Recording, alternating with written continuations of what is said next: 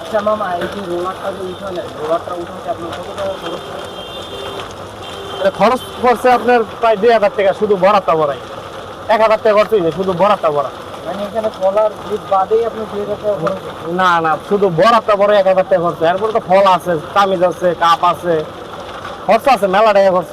1 টাকা 2 টাকা খরচ না। এটা অনেকজন তো বলে এই 500-1000 টাকা দিয়ে আপনি এগুলা হয়ে যাবো গা, এটা কিন্তু হবে না। একটা রোলারের ভিতরে ভরা পড়লো 1000 টাকা খরচ হয়ে যাবে। 4টা ভরা পড়ার লাগে 400, গাড়ি ভাড়া 100, 500।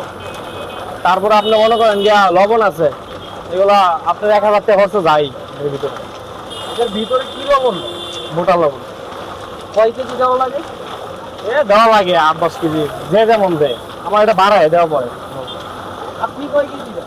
আমি কই কেজি দিই এটা কম দেবো না, এটা অনেক কিছু দিই এটার ভিতরে। আচ্ছা, এটা কি বাড়াই লবণ দেওয়া? না, এটার ভিতরে অনেক লবণ দেয়, এটার ভিতরে অনেক লবণ দেয়, কিন্তু কয়টা লবণ দেয় এটা বলুন না। সেটাই তো বললাম, এটা সিক্রেট আপনার।